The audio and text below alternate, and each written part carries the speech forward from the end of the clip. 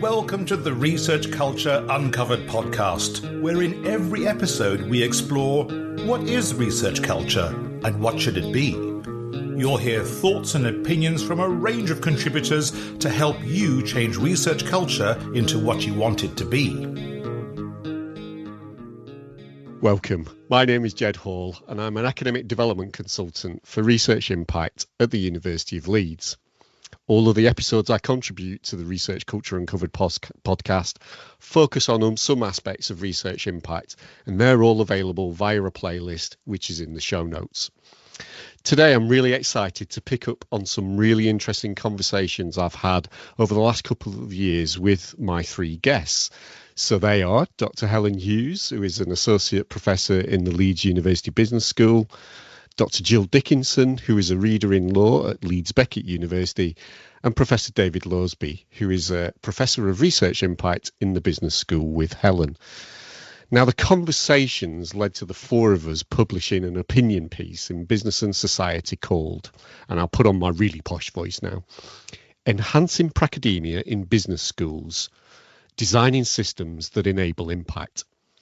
It's an open access publication, and as it's an opinion piece, it's only 1,500 words long. So the link is in the show notes and you can hit pause and go and have a read now. But let's get on to the podcast. Helen, would you like to say hello to our listeners and give them an overview of your career and research interests? Hi, yeah, thank you. I'm really excited to talk about this. It's something I'm really passionate about. So I'm Helen Hughes. I'm Associate Professor in the Business School, as you mentioned. I'm also an organisational, chartered psychologist. I'm particularly interested really in all kind of problems that put sort of humans at the heart of design. So I'm very interested in sort of how human behaviours are both affected and affect systems, technologies, processes, people, and how sometimes they can have unintended as well as intended consequences as we sort of make design choices. I've worked with a range of organisations throughout my career. I won't name them all here, but I'm really passionate about that. I very much see being an academic psychologist as something that has to exist in practice. It has always felt to me that you can't say you're an organisational psychologist if you don't work with organisations in the same way as you can't say you're a child psychologist, but I don't speak to any children.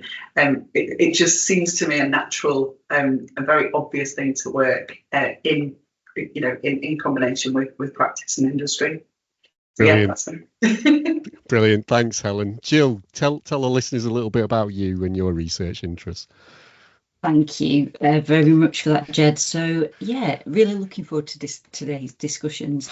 I was a solicitor for about 10 years before I moved into academia. I specialised in commercial property, so advising clients on their portfolio management. But one of the best bits of the job was supervising trainee solicitors and supporting them with their career development. So that inspired my move into academia, and I've not looked back since. Really enjoy supporting others with navigating career transitions and then their development from there. In terms of research interest, they centre around professional development and placemaking, and then recent projects have focused on pracademia and placemaking and the intersection between them. So how we can develop our teaching and learning spaces to best support things like sense of belonging and that kind of thing. So that's me. Brilliant. And finally, David, why don't you say hi to the listeners and tell them a little bit about you? Thank you, Jed.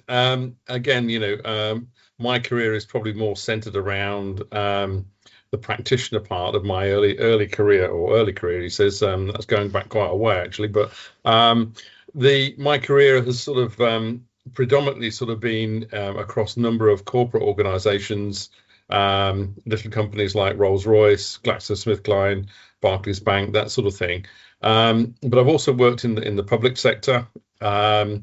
But long realised after a number of rather strange board meetings where presenting data sets and facts that I realised that actually decisions were more based around human emotions and behaviours and all sorts of other wonderful things that we have as human beings, which then started my journey in terms of behavioural science. So my research is predominantly around behavioral science in terms of procurement and supply chain management.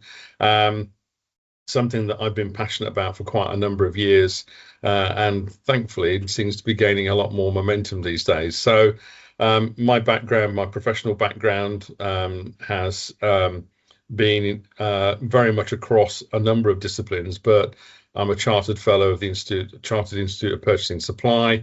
I'm a fellow of the Chartered Management Institute, fellow of the Royal Society of Arts, and also a fellow of the Association of Project Management and a fellow of the Institute of Collaborative Working. So as you can see, it's quite an eclectic mix of different disciplines, but I guess that's probably what's drawn me into the whole discourse around pracademia. In other words, I identify myself as a pracademic. I'm not a pure academic and I'm not a pure practitioner.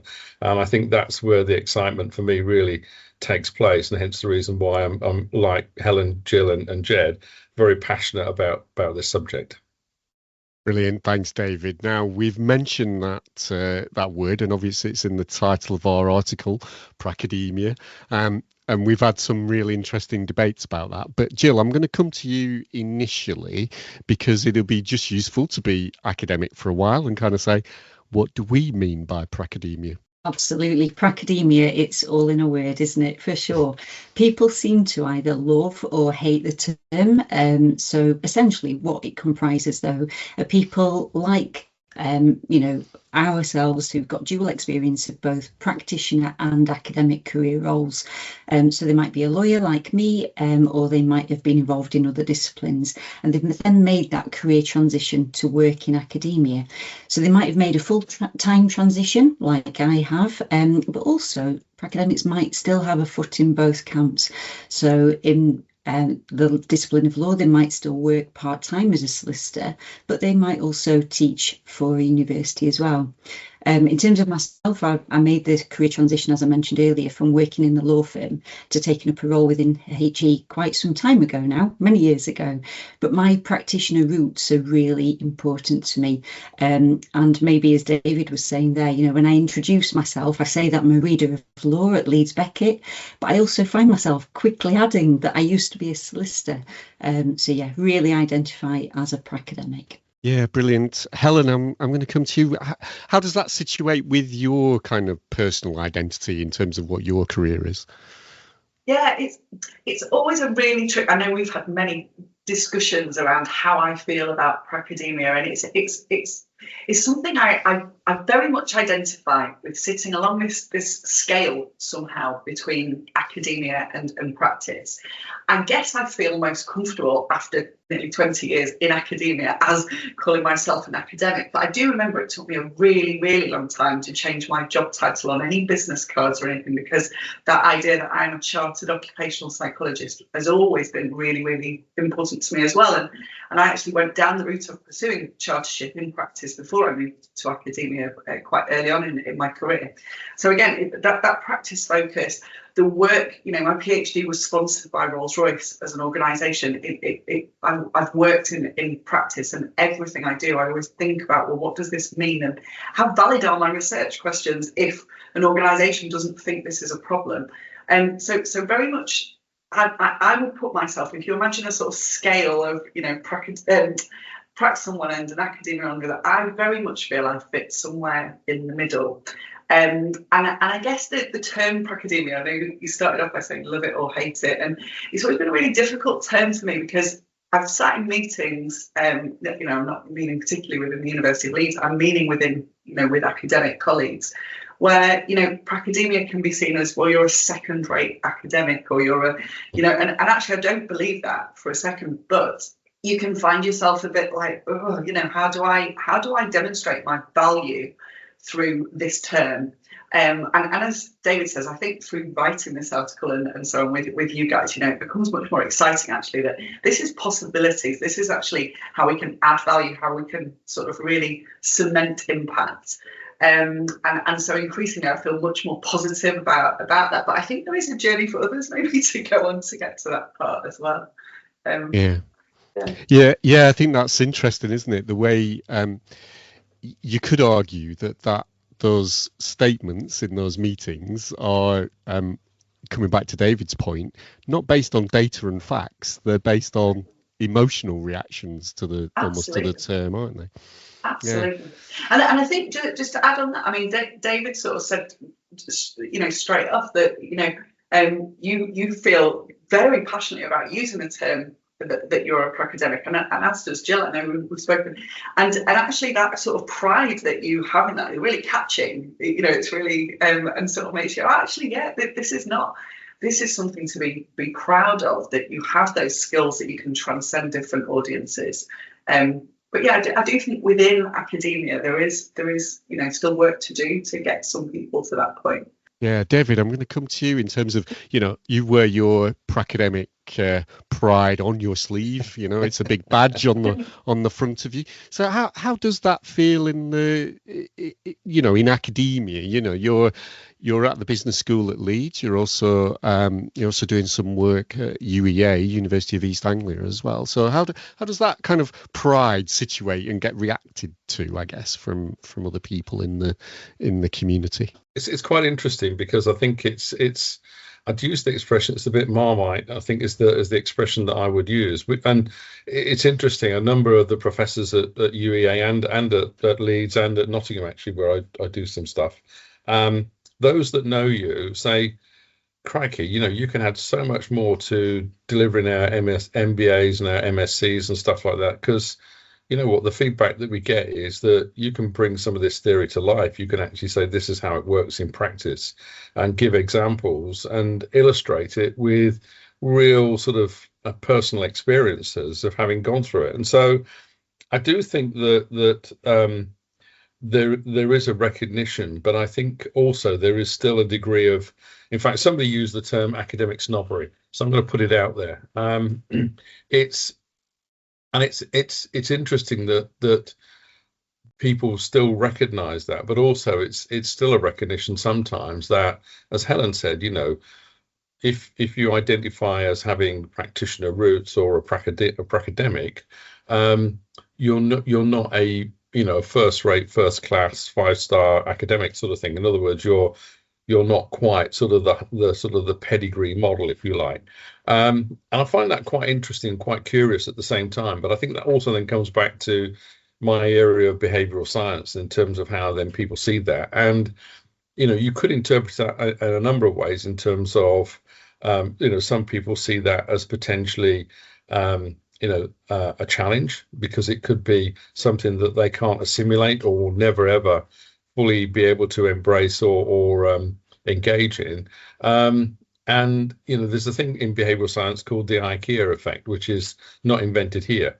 All sorts of things like that. And I mean, there's 206 cognitive biases that we've calculated so far. So there's lots of those buttons that get pressed in this space, along with the big 5 personality traits and all that wonderful stuff. And so what you see is quite a sort of a response in a sense, but it's a bit like identifying as a particular culture or a particular religion, gender, whatever you like to say or put forward, and there'll always be the people that identify with it and those that vehemently don't. And so I think pracademics is sort of in that camp, really, in a way. And I think that whether we like it or not, I think it's a bit like many things. I mean, we've talked about many things that have taken place in terms of the innovation in the workplace and in academia, and things that we couldn't have conceived 25, 30 years ago. I mean, I'm old enough because I've got sufficient number of grey hairs to remember that the first mobile phones were a brick, and you actually carried it like a car battery with a phone strapped on the top. Ask somebody to carry one of those around now, and they would laugh at you and say you did that. In comparison to the modern day iPhone, it's a world apart. And so I think this is an evolutionary journey, and I guess in some ways we're some of the early pilgrims, in a sense, of saying, actually, this has real merit. It has substance and can offer value to both parties, both academia and to business practice. And so I think for that reason, I guess that's why many of us stay the course and advocate it, because we can see the value and the benefit. But that is a journey. It's not an end game. It's a journey. And I think as long as we accept that, then that's okay.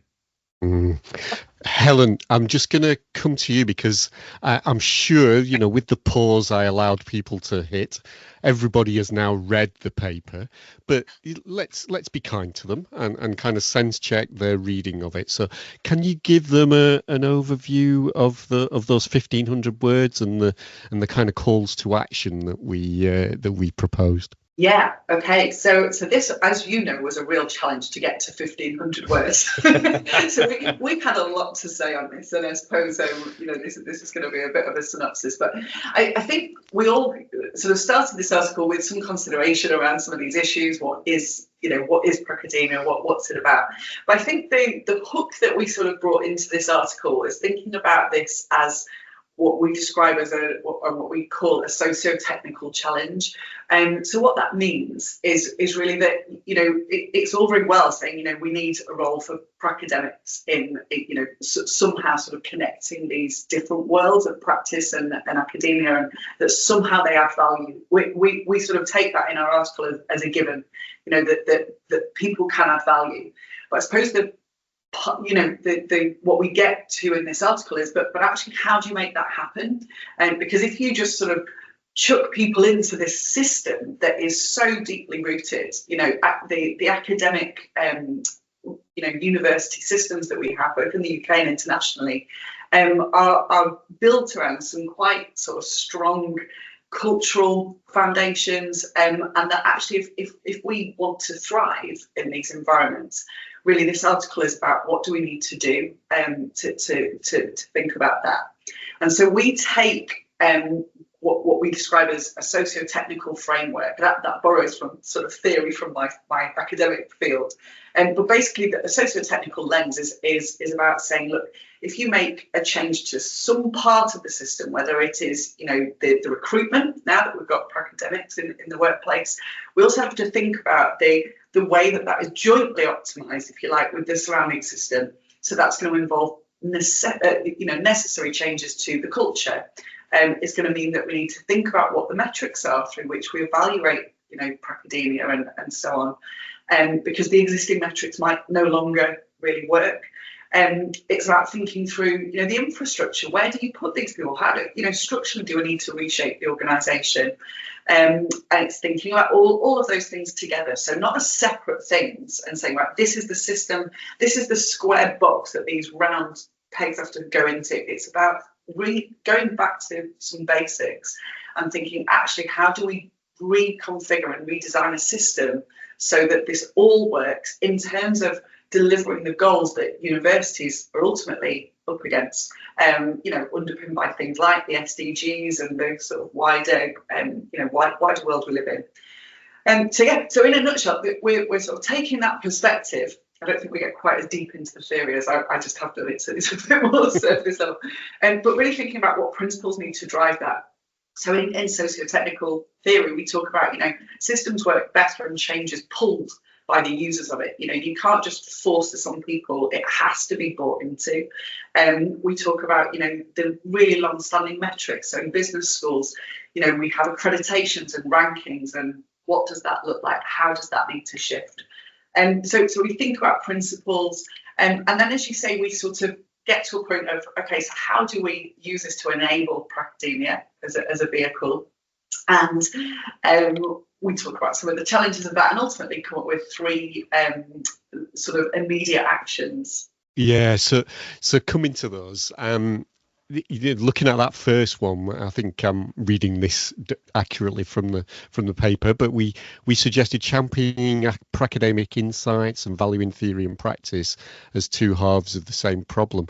So I'm going to come to each of us in turn, because it's we've done the usual academic thing. The paper got out, and then this is the first time we've actually managed to have a chat about it since the paper was first online back in October 2024. So what steps could we take in that area? And David, I'm going to come to you as kind of the person who's not been as grown up in the sector as possible, and maybe can give us the best, almost objective view of it. Yeah, I think. Thank you, Jed. I think some of the things that I witnessed certainly, I've said earlier to you guys prior to recording this podcast, that I just spent the last sort of 5 months working as a group chief procurement officer for an organisation, for a FTSE 250 company, and it's interesting that the way in which people sort of look at information, make decisions, that sort of thing. And it was interesting as I sort of in the last few weeks of my time at the business, and one of the MDs of one of the business units turned to me and he said, you know what? He said, you've made us think completely differently about some of this stuff. And he said, I really thank you for that. He said, because we would have never thought about it like this way before. And, you know, it goes back to other things that I did with another group of people in the sort of the ESG space. And we're looking at all sorts of things in terms of, you know, policy, you know, in terms of what they're going to do in terms of their commitments to net zero, as an example. And they said, oh, you know, we've made this commitment, you know, net zero by 2030. And I said, oh, that's pretty racy. Let me just do a little bit of research on this, and I'll come back to you and, you know, let you know what I think. So I went back to the General Counsel and I said, well, I've done some analysis, and 25 of your top suppliers, in other words, by spend, in other words, nearly 70% of the external spend to this organization, which runs into billions, by the way, so we're not talking small change here.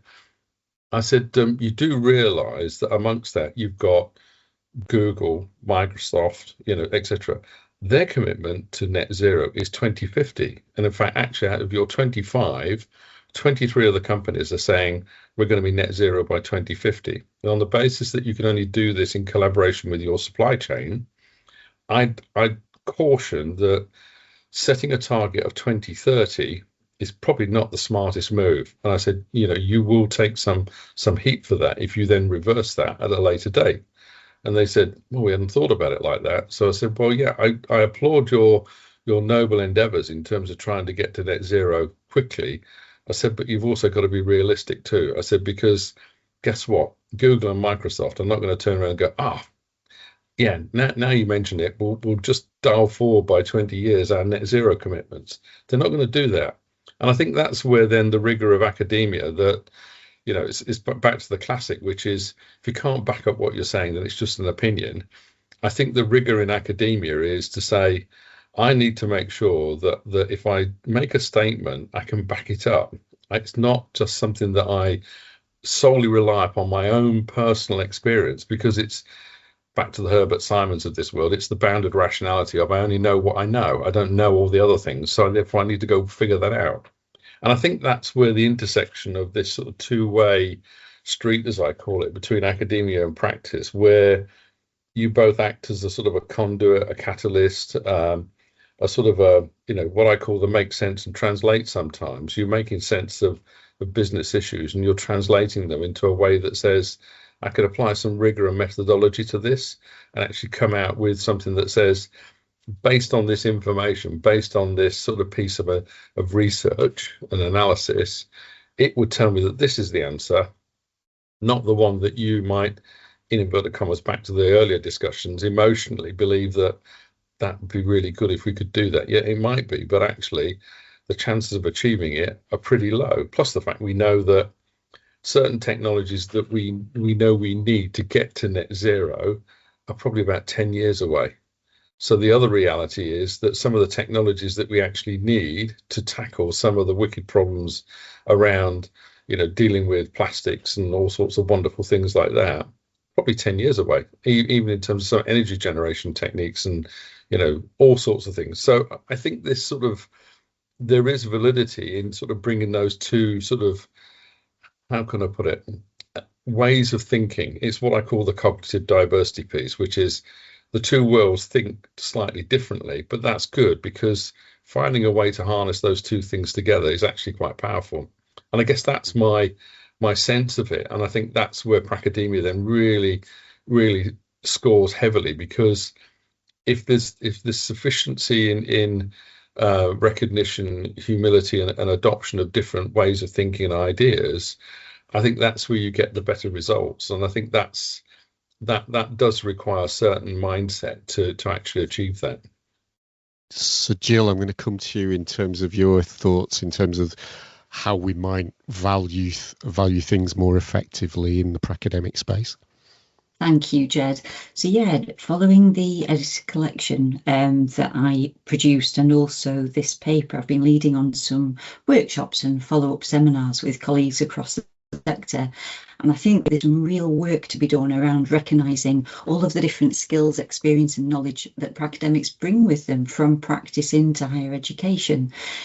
Yes, some institutions have developed really comprehensive career frameworks that recognise specifically former practitioner experience and the links that individuals can still make with their former practice, so around developing mutually beneficial research projects that actually meet real world challenges faced by practitioners in terms of disseminating findings, but also generating meaningful impact. But from what I'm hearing, not all institutions take that approach as yet, and it's not clear to me at least why that might be the case. Because I think by doing some work to diversify career pathways, universities could retain more of the pracademics that they currently have working for them, but also attract new colleagues into the sector as well. And then the other thing, if we're going to generate really meaningful research projects, I think there's something around building in pracademics insights from the outset. So right at that initial research design stage, not just drawing on the contacts that they bring from practice as part of the dissemination of the findings. So building in that experience from the start. So yeah, we just need to recognise pracademics as being, I think, much more than their contact network. You know, they've got the potential to bring lots more to this, lots of other transferable skills and experiences to a research project. For example, problem solving, project management skills that they developed through their previous practice. So for me, those 2 points particularly jump out. And I'll bring you in, Helen. Hello. Well, so I'm going to take it back a step to the academic world that I sort of live in, and just say I think the one of the things that really needs to change to help this sort of grow is some of our journals. Actually, as someone who is naturally quite interdisciplinary, I work across disciplines as much as across industry and academia. So I'm very much involved with colleagues in medicine, both academic and practice, engineering, and other sectors too. And I think one of the challenges is it can be really difficult to publish those kind of interdisciplinary collaborations in the true sense that they were undertaken, because many of our journals are so sort of topic specific or field specific that they sort of encourage you to narrow it down and in a sense almost dilute the story so that this great big problem becomes something much more simplified and easy to write about. And similarly, alongside that, I think within our journals, it can be quite difficult because certainly in my field of psychology, we can be quite purist about our methodologies, which can mean that our sample size has to be a particular amount, or we can't. It's much harder to demonstrate applied findings because the pure kind of stuff with control groups and experimental conditions is somehow better. And I just think across our journals we just need to broaden our conversations so that there are people representing pracademic perspectives on editorial boards, that there are sections in journals where we can contribute meaningfully, and also where within the academic world we operate in, that is rewarded in terms of what and incentivized, so that pracademics are not just sort of appointed as sort of adjunct faculty where they don't need to count towards ref, so let's appoint them in a different guise. I think it's thinking about how do we appoint people and meaningfully reward them, but that does require this system change that involves journals and funders and accreditation bodies and all the rest of it.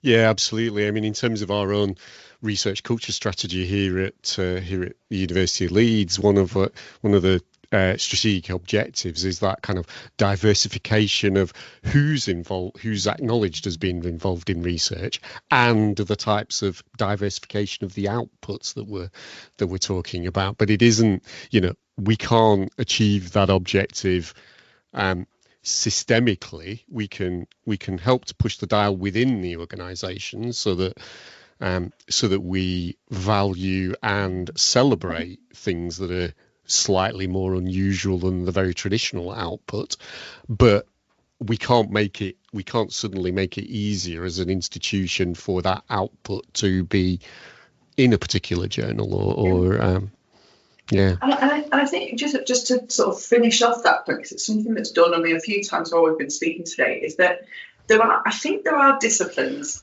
that do this better. So I think, David and I, for instance, are both representing a business school background and field.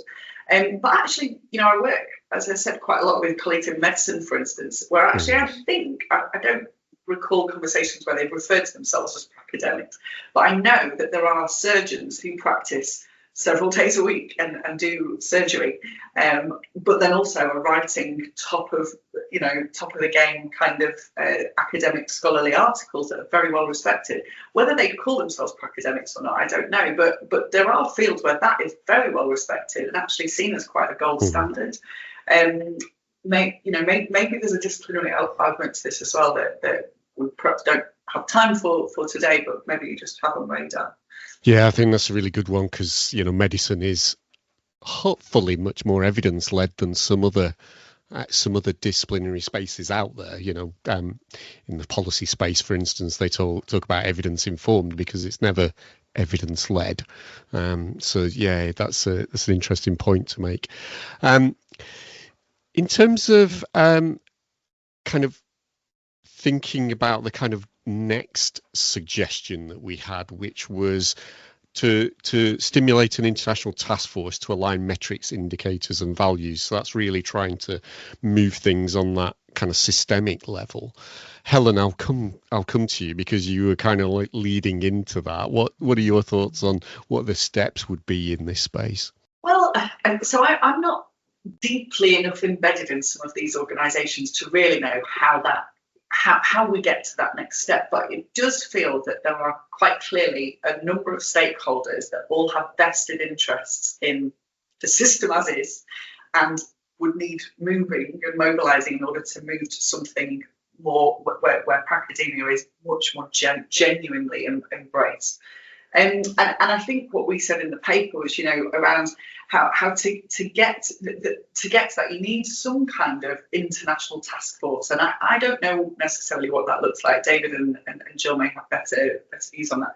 But I think as a very starting point, it's just identifying who are those stakeholders. We put some in the paper. We talked about accreditation agencies, journal editors, funding bodies, industry experts, policymakers and members of the academic and pracademic communities. But I think there's a whole piece of work around identifying those people before you can get to the point of thinking about what then happens. But in the paper, we talked about, getting some kind of task force together and with a specific remit for thinking through what these metrics for success look like, what the indicators are, and what the values are that should drive this process. And I don't know quite where we start with it, but it's definitely fundamental to that shift. Yeah, sure. Jill, I'm going to come to you and to pick up the baton from Helen there. Absolutely, thank you. So I think for me, obviously, we're in the run-up now to the next research excellence framework, and there's a lot of discourse that I'm hearing across the sector around a real push for more 3-star, if not 4-star papers, obviously to help bring in more funding and further develop institutional profiles. But I think there's a real danger with that, because it can send out completely the wrong message to those who are just starting out in their academic career, whether as new academics or who have taken a more traditional career path or as pracademics. They might not have ever heard of REF. It's all in an acronym, isn't it? They maybe never have written a journal article before. And if they're hearing that anything less than a 3-star is never going to be enough, it might just put them off completely from trying to get published. So I think that kind of narrative could have a real impact on the pipeline of papers that are coming through. And so I think across the HE sector, we need to send out more positive messages around, what can constitute quality research, the broad range of things that could and should count, and how we can measure performance against them. So, a broader range of factors than, for example, the number of citations a paper's had or the particular quartile of a journal it's been published in. And then the other point, as we move towards the next ref, there seems to be a growing interest in the value of multidisciplinary research. And it's interesting because what constitutes a 3-star journal in one discipline doesn't necessarily carry the same gravitas in another discipline. So for me, I think there's a piece of work to be done around that, towards levelling the playing field so that we can encourage academics from any career route to carry out more multidisciplinary research, because we know it works for solving complex, knotty problems. David, any final thoughts on that metrics and indicators issue?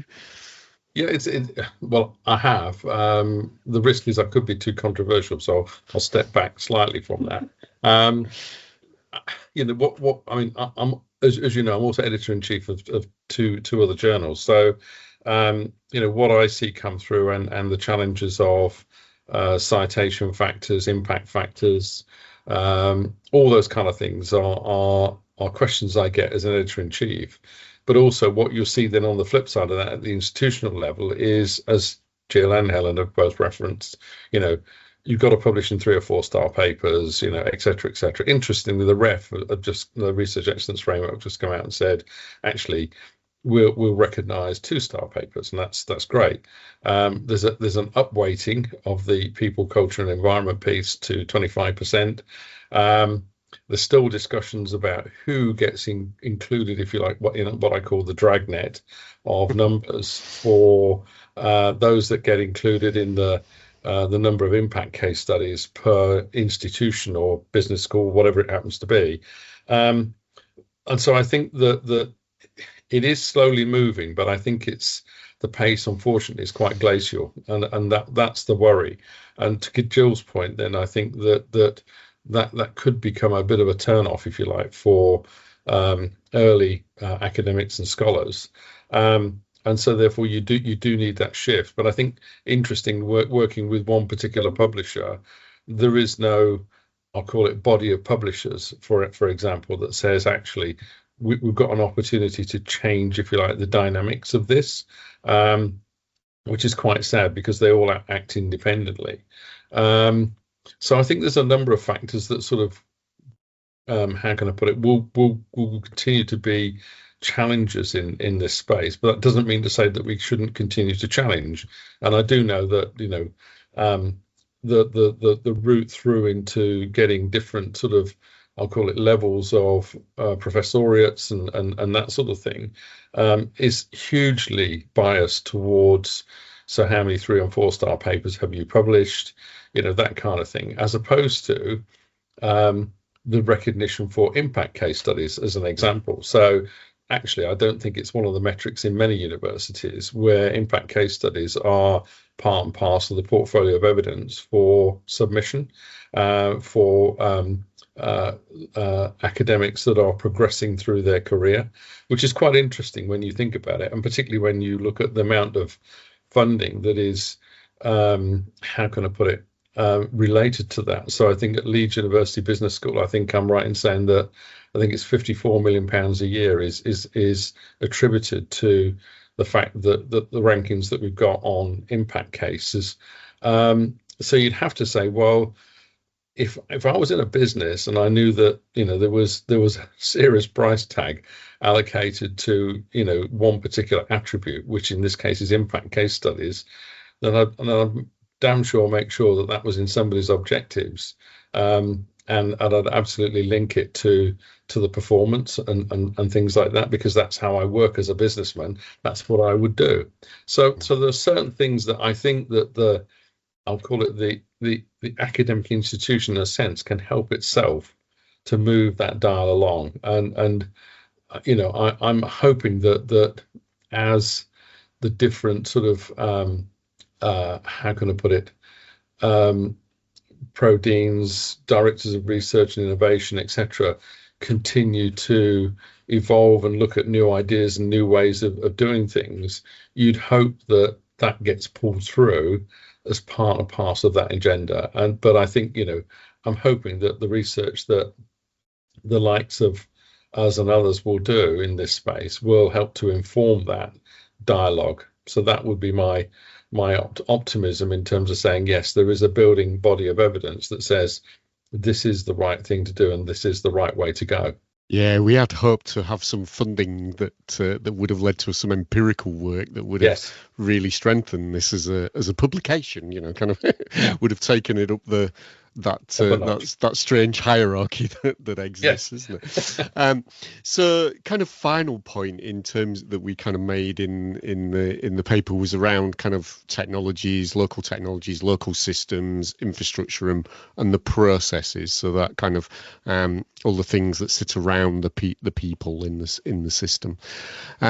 So for each of you, what suggestions you've got that would improve those locally in your local environments? So Jill, I'll come to you as you were at the University of Leeds, but now are at Leeds Beckett. You'll have seen two different local technologies and systems. So how would you improve either of them? Thank you, Jed. So, yeah, I think, across the sector, things are heading in the right direction, but there is quite a lot of work still to be done.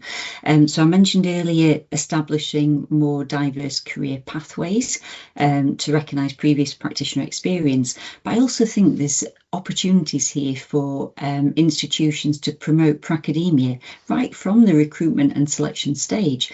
Practitioners might not have had opportunities, might not have even wanted to study for a doctorate, but I just wonder if that's a real reason that they shouldn't be shortlisted. So perhaps something around broadening and promoting diverse routes into academia, providing trainings to support those who are involved in recruitment and selection, so it's really clear about the broad range of things that can count and why. And then when the pracademic's been recruited, incorporating some tailored elements into the induction and CPD programs to help both them, their peers, managers, leaders, to really surface the transferable skills that they're bringing to this and kind of champion their potential very much as part of a diverse faculty. And I think the other thing is there's something around institutions perhaps avoiding pigeonholing pracademics. So just because somebody was in practice previously doesn't necessarily mean that they want to take up related roles in academia. So, you might have a solicitor who had practiced, for 10 years, moves into academia, doesn't mean necessarily that they might want to head up a law clinic. It might be that they do, but I think we need to be careful around making assumptions on that. So, yeah, thank you. Brilliant. David, I'll come to you and then I'll finish with Helen on that one. So, in terms of your induction as a professor of research impact, just to pick up on that point from Jill, what would you say could have been done better? What was good about it at the time as well? Yeah, one of the things that's always struck me, and I remember the comment, and obviously I can't reference who said it, but it was interesting. They said it's not important that you've done, you've studied a PhD. That's not important. We're just interested more in terms of your networks and the way in which you can facilitate discussions with business.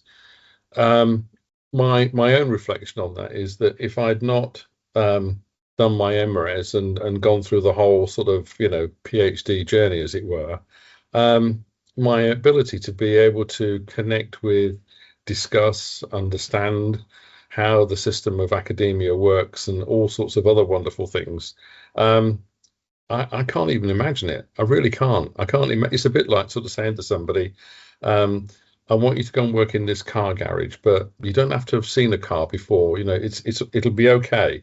You'll just figure it out. And I can't think of anything worse, really. So I do think that there is a huge degree of naivety in terms of that integration, I'll call it, into academia, and vice versa, dare I say. So this whole piece that Jill cited, which I quite like, which is the whole recognition of the transferable skills, and recognizing that and having somebody in situ that, how can I put it, can facilitate that journey. So if I think about some of the best inductions I've had in the corporate world, there'd be somebody there that goes, yeah, I understand your background, I understand your professional disciplines, and I can orientate you around this organisation in terms of just how the systems work, how it ticks, the key key stakeholders to talk to, and again that sort of whole facilitation. And if you think about it logically, I mean, the way in which the corporate world sees this is that if they get that right, you can get up to speed and be contributing to that organisation so much faster and having an impact than if they just go, there you go figure it out for yourself, which is the other end of the spectrum, if you like. And so I do think that that whole, irrespective of whether it's in academia or in practice, the whole process of inducting people and getting people up to speed so that they can contribute and be impactful is a huge one that not all parties get right. And it's something that has frustrated me for many, many years when, I've seen the real sort of what I call the best of that versus the real worst of it. And I've been quite used to being chucked into lots of situations, including hostile situations where literally I've had to run out the airport, grab in a car and just drive through a track in the forest sort of thing, or the jungle, just to sort of escape the bullets sort of thing. So, I'm used to sort of hostile induction, shall we say, in a sense, but I wouldn't advocate it for the average Joe that doesn't have a flak jacket. So it's there are different ways of doing this, and I think that the more that we can help ourselves to help others has to be the way forward. And Helen, what are your final thoughts on those processes, systems and technologies piece? Well, it's interesting, isn't it? Because one of the sort of, I guess, founding principles of socio-technical systems is around this idea of there being multiple stakeholders and the fact that we all see the world slightly differently and we all have slightly different needs from the system and different values and different goals. And I think, I suppose I'm going to be cautious here because we're all sitting around this table as fellow pracademics with views about that. And I guess we are one stakeholder group in this. And I think for me, there's still work for us to do to understand how pracademia fits. There's clearly a need, I really passionately believe that. But how that sits with the needs, values, goals of other stakeholders, because it's all very well as sort of coming in, this all needs to be redesigned so we can thrive. But that is, I think, in fairness, within a broader system, and the system itself needs to thrive. And I think that goes back to this thing of who's in our task force, who's involved in this, who needs to be in that room. And so some of the kind of what actually needs to change, I think, depends on that question as well, like actually who's in the room. But clearly, as it currently stands, I think there are systems, technologies, as you say, career pathways. There are things that just that are incongruent at the moment and which are holding us back from success, and which are stifling the field, I would say, and the world of academia as we currently are. So I think there's stuff to do in that sense. But I think, if I was to sort of finish on a positive, as an institution, I think, the University of Leeds is in a brilliant place to lead some of the conversations here, because we have a thriving discussion on research culture. We want to be, working in collaboration, delivering, civic engagement. We want to be in that space. So I think we're in a prime position, but it needs some leadership and it needs some thinking around actually who are the others in the room and how do we sort of work together. Yeah, thanks, Helen. That's a really good point to kind of really emphasize that it isn't about raising the pracademic boat and letting the other boats sink. It is raising all those boats. Absolutely. David? Yeah, I think one final point from me, in a sense, is the fact that to build on what Helen has said, the fact that Leeds has had the vision to appoint professors of research impact and recognise that there is a value add there. I think that therefore there are building blocks there to mobilise on, and so I do think that it is good from that perspective. But I think it's also then building on that and saying, how can we build on that? What's the next step in that ladder that then helps for sort of how can I put it, deliver more from having embarked upon that journey. And I think that would be the bit that I would see in terms of the next steps of research, and an informed piece of research that's based upon some empirical evidence that helps us then build on that and say, yeah, actually, I mean, if you think about bodies like the UN and the World Economic Forum and the World Bank, they're very adept at bringing in academics as well as practitioners to develop their guidelines and all sorts of other things. So there's lots of custom and practice there in terms of what those organizations have done over many years. So I think, there is a way of sort of assimilating that could be of value in the context that we're talking about. Thanks for that final thought, David. It was that's really interesting to kind of pull it all together, and it's been really, we've done the usual failure piece of academics. We kind of wrote the paper, got it accepted, it was published, and then we all fell in a heap and kind of like, thank God that's over. And it's been great to kind of resurrect the conversation and really start thinking about those next steps, both for us to take and hopefully to stimulate some of our readers, some of our listeners, and readers of the paper, if they're interested in taking the next steps. So I'm going to say thanks for the really interesting conversation again. It's always fascinating to be in the room with all four of you, even though this is a virtual room that we're in today. And I'd just like to allow you all to say one final thing and thank our listeners for listening and to say goodbye. So Helen, you first. Well, yeah, I mean, I always find these conversations really, really interesting and could go on forever. And I think it's given lots of food for thought as to kind of where we go next. So yeah, thank you very much for having me. I've really enjoyed today. And David, you?